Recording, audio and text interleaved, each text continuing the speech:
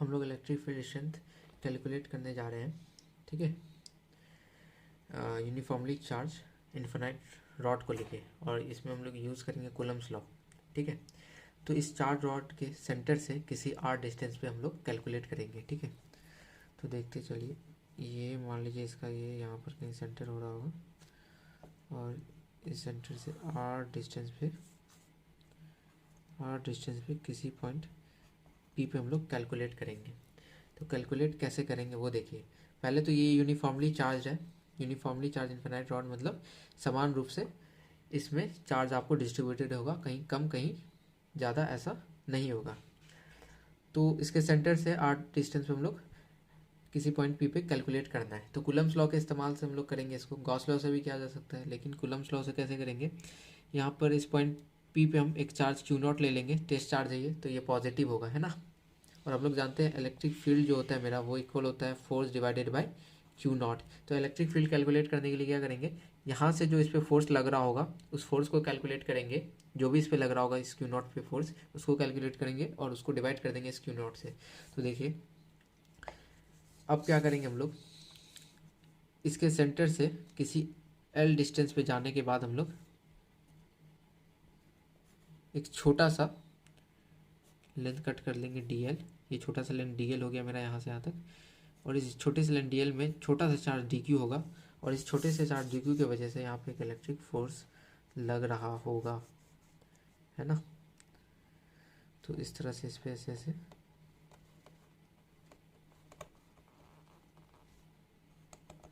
इस पे इस तरह से फोर्स लग रहा होगा, छोटा सा फोर्स है तो डी एफ से दिखा दिए हम।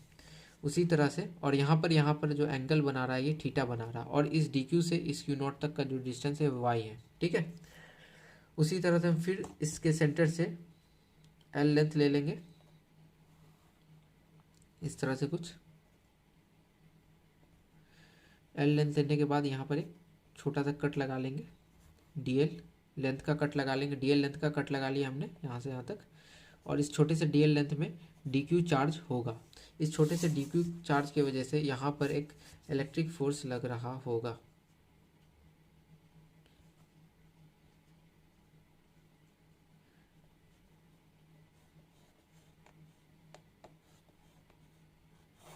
है ना। इस तरह से इलेक्ट्रिक फोर्स लग रहा होगा डी एफ, ओके।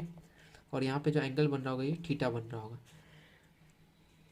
और यहाँ से यहाँ तक का डिस्टेंस भी वाई ही होगा। अब देखिए दो फोर्स है मेरे पास इस पॉइंट पे जो लग रहा है, एक डी एफ इस तरफ इसके वजह से पॉजिटिव था, ये भी पॉजिटिव था तो इधर लग गया,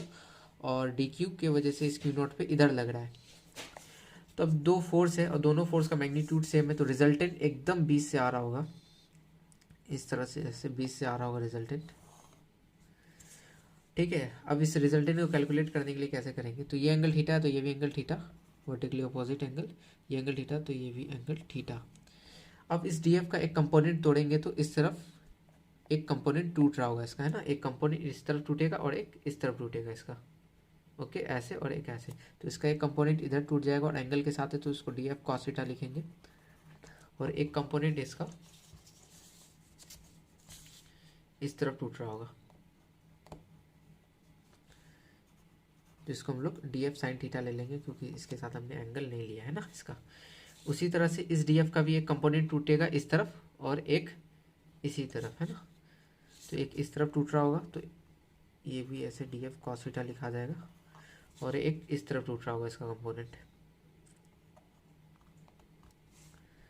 ये हो गया डी एफ साइन थीटा। अब देखा जाए तो D F sine theta cancel हो जाएगा, क्योंकि इन दोनों वेक्टर के बीच का एंगल 180 डिग्री है, और जब एंगल दो वेक्टर के बीच का एंगल 180 डिग्री है तो क्या करते हैं हम, एक में से एक को घटा रहे होंगे और दोनों का मैग्नीट्यूड भी सेम है, तो ये दोनों कैंसिल हो गया। बचा मेरा क्या, ये वाला कंपोनेंट सिर्फ। तो डी एफ कॉस थीटा वाला जो कंपोनेंट है यही काम का है, यही मुझे क्या बताएगा, इस पॉइंट पी पे फोर्स यही बता रहा होगा डी एफ कॉस थीटा। तो इस डी एफ कॉस थीटा जो होगा इस छोटे से D L length D Q charge की वजह से है, तो ऐसे ही डी एल लेंथ में बहुत सारा चार्ज लेंगे हम लोग, तो एक D F cos theta component आ रहा होगा फोर्स का, और एक D F sine theta, D F sine theta cancel हो जाएगा, डी एफ कॉस थीटा ऐसा बहुत सारा होगा। तो इस डी एफ कॉस थीटा को हम लोग को इंटीग्रेट करना होगा, बहुत सारा डी एफ कॉस थीटा है तो इसको हम लोग को इंटीग्रेट करना होगा। तो एफ इक्वल टू एफ किसके इक्वल हो जाएगा, तो integration of D F cos theta के, ठीक है, बहुत सारा डी एफ कॉस थीटा आ रहा होगा, इसको इंटीग्रेट कर लेंगे। यहाँ पे डी एफ देखा जाए तो डी एफ किसके इक्वल होगा, यहाँ पे जो डी एफ है इक्वल हो रहा होगा, कूलम्स लॉ लगा सकते हैं हम लोग, के कांस्टेंट, दो चार्ज है ना, तो दो चार्ज के बीच का फोर्स हम लोग जानते हैं, ये डी क्यू एक चार्ज हो गया और एक चार्ज हो गया क्यू नॉट, और उनके बीच का डिस्टेंस का स्क्वायर कर देंगे वाई स्क्वायर। तो यहाँ पे डी एफ की जगह ये लिखा जाना चाहिए K D Q Q naught upon Y square. ठीक है, ये एफ के इक्वल चल रहा है। अब हम लोग जानते हैं इंटीग्रल ऑपरेटर के अंदर जो भी चीज़ कांस्टेंट होता है वो बाहर आ जाता है। यहाँ पे के तो कांस्टेंट ये बाहर आ जाएगा, और क्यू नॉट जो है मेरा टेस्ट चार्ज ये भी कांस्टेंट है, ये तो चेंज नहीं हो रहा होगा यहीं पे, तो ये भी कांस्टेंट है, ये बाहर आ जाएगा। और डी क्यू की बात करें तो ये वेरिएबल है, क्योंकि डीएल लेंथ पे डीएल लेंथ पे बहुत सारा डी क्यू इस तरह से आ रहा होगा और अलग अलग डिस्टेंस पे आ रहा होगा, है ना, यहाँ पर अलग अलग डिस्टेंस पे आ रहा होगा ये। तो ये और ये मेरा क्या वेरिएबल है, और ये कांस्टेंट है, तो कांस्टेंट मेरा इंटीग्रल ऑपरेटर से बाहर आ जाता है, तो बाहर आ गया, अंदर बच गया डी क्यू, और साथ में कॉस थीटा चल रहा है। ठीक है, D Q upon Y square, और ये कॉस थीटा साथ में। अब देखा जाए तो के क्यू नॉट तो ऐसे ही है, इस डी क्यू की जगह पे क्या लिख सकते हैं, इस यूनिट लेंथ डीएल पे, ठीक है, ये जो यूनिट लेंथ है मेरा डीएल, ठीक है, इसमें ये मेरा डी क्यू चार्ज है, तो डी क्यू चार्ज मेरा किस में है, एक यूनिट लेंथ डीएल में, इसी को तो कहते हैं हम लोग लीनियर चार्ज डेंसिटी लैम्डा से दिखाते हैं। जो डी क्यू चार्ज मेरा यूनिट लेंथ पे होता है उसी को हम लोग लीनियर चार्ज डेंसिटी कहते हैं। तो यहाँ से डी क्यू की वैल्यू देखा जाए तो इसको इधर ले जाएंगे तो लैम्डा डी एल आ जाएगा, तो हम लोग डी क्यू की जगह पे लिख सकते हैं लैम्डा डी एल। ठीक है, और डिवाइडेड बाय वाई स्क्वायर साथ में कॉस थीटा, और ये जो लैम्डा है मेरा लीनियर चार्ज डेंसिटी ये कांस्टेंट होगा इसके लिए, है ना, लीनियर चार्ज डेंसिटी तो कांस्टेंट होगा, तो के लैम्डा क्यू नॉट, इसको बाहर निकाल लिए हम लोग, अंदर बच गया डी एल डी एल। ठीक है, अंदर क्या बच गया, अंदर क्या बच गया देखिए, अंदर क्या बच गया D L upon Y square साथ में कॉस थीटा। ठीक है, ये लैम्डा कांस्टेंट था तो बाहर निकाल लिया इसको। अब देखिए डी एल को कॉस थीटा के रिस्पेक्ट में या कॉस थीटा को डी एल के रिस्पेक्ट में हम लोग इंटीग्रेट नहीं कर सकते, कॉस थीटा को यहाँ पर थीटा होना जरूरी है, कॉस थीटा को थीटा के ही रिस्पेक्ट में इंटीग्रेट किया जा सकता है। तो डी एल की जगह पे मुझे कुछ थीटा में कुछ लाना होगा, डी थीटा होना चाहिए यहाँ पे, तो डी थीटा कैसे लाएंगे वो देखिए। सबसे पहले इसको एक इक्वेशन मान लीजिए, ये जो है K lambda Q naught integration of D L cos theta upon Y square है ना, इसको एक इक्वेशन मान ली। अब हम लोग देख सकते हैं यहाँ पर ये मेरा जो पॉइंट है ये पी है ना, और ये वाला जो होगा पॉइंट इसको ओ मान लेते हो, और ये वाला को, ये वाले पॉइंट को टी मान लेते हो। तो हमको दिख रहा है in triangle P O T, ये जो ट्राइंगल है मेरा पी ओ टी है ना, ये जो ट्राइंगल है मेरा पी ओ टी, इस ट्राइंगल पी ओ टी में अगर मैं टेन थीटा लगाऊं, तो जो मेरा ट्राइंगल था है ना, इन ट्राइंगल, ठीक है, ट्राइंगल क्या था मेरा पी ओ टी। ठीक है, इस ट्राइंगल पी ओ टी में मैं क्या कर रहा हूँ, टेन थीटा देख रहा हूँ, तो टेन थीटा क्या हो जाएगा मेरा परपेंडिकुलर अपॉन बेस। तो आप देख सकते हो जो ट्राइंगल है पी ओ टी, इसमें टेन थीटा लगाएंगे परपेंडिकुलर अपॉन बेस, मतलब एल अपॉन आर है ना, एल अपॉन आर इस तरह से। अब क्या कर सकते हैं हम, डिफ्रेंशिएटिंग करेंगे, डिफ्रेंशिएटिंग बोथ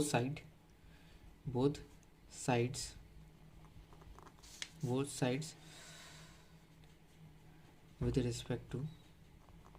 थीटा। ठीक है, हम लोग ने डिफ्रेंशिएट किया both side with respect to theta, तो ये हो जाएगा टेन थीटा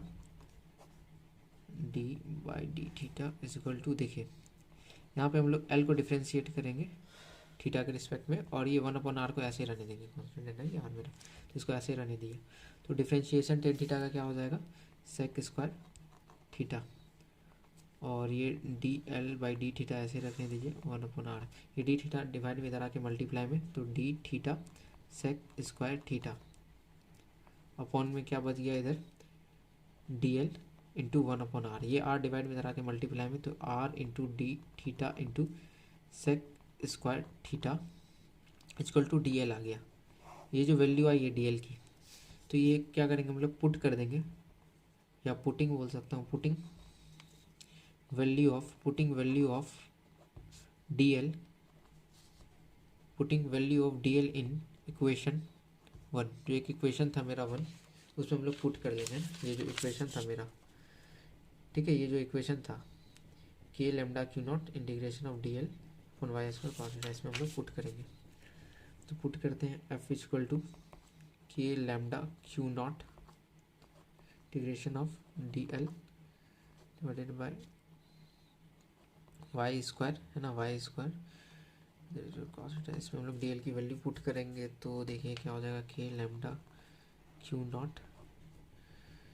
ये R into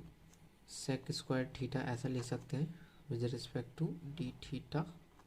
divided by Y square, साथ में ये कॉस थीटा चल रहा है, ठीक है, ऐसा लिख लिया इस चीज़ को हम लोग मल्टीप्लाई में। अब देखिए K lambda Q naught R into ये सेक स्क्वायर थीटा, तो उसी ट्रायंगल में हम लोग चले जाएं, इन ट्रायंगल पीओटी में हम लोग सेक थीटा लगाया जाए तो सेक थीटा होता है H upon B hypotenuse upon base, मतलब वाई अपॉन आर, है ना, सेक थीटा हो जाएगा मेरा यहाँ पे वाई अपॉन आर, और यहाँ पे सेक स्क्वायर थीटा, इसका स्क्वायरिंग कर देंगे तो ऊपर ये Y square upon R square divided by Y square, है ना, ये वाई स्क्वायर ऐसे ही है, ये सेक स्क्वायर थीटा की वैल्यू होगी, और इनटू में हमारा यहाँ पर है D theta into cos theta. तो ये देखिए ये वाई स्क्वायर से ये वाई स्क्वायर कैंसिल हो जाएगा क्योंकि ये इधर आएगा मल्टीप्लाई होकर, फिर यहाँ से ऐसे भी कैंसिल होता, फिर इस आर से ये आर कैंसिल हो गया, तो मेरे पास क्या बचा, वो देखिए मेरे पास बचा के लेमडा क्यू नॉट, तो ऐसे ही है, ये चीज़ यहाँ पे हो जाएगा cos theta respect to D theta divided by R, ठीक है, ये आर मेरा कांस्टेंट है ना, ये जो आर है मेरा कांस्टेंट है, यहाँ से यहाँ तक जो डिस्टेंस है मेरा कांस्टेंट है, तो वो बाहर आ जाएगा, तो K lambda Q naught divided by R, integration करना है मुझको किसको, कॉस थीटा को with respect to D theta, ठीक है। तो यहाँ पर एक लिमिट आएगी, यहाँ पे आप इंटीग्रेट जब करोगे कॉस थीटा को किसके रिस्पेक्ट में, थीटा को, तो कहाँ तक कर सकते हो, ये देखो ये जो एंगल थीटा है मेरा, ज़्यादा से ज़्यादा क्या हो सकता है 90 डिग्री तक हो सकता है ये थीटा, और फिर और नीचे के लिए माइनस का 90 हो सकता है ना, ये जो थीटा मेरे बराबर आके 90 हो सकता है, और ये नीचे मेरा माइनस का 90 हो सकता है ना, ऊपर प्लस का 90 हो सकता है, नीचे माइनस का 90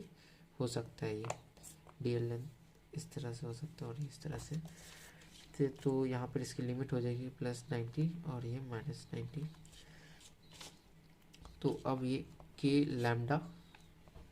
क्यू नॉट,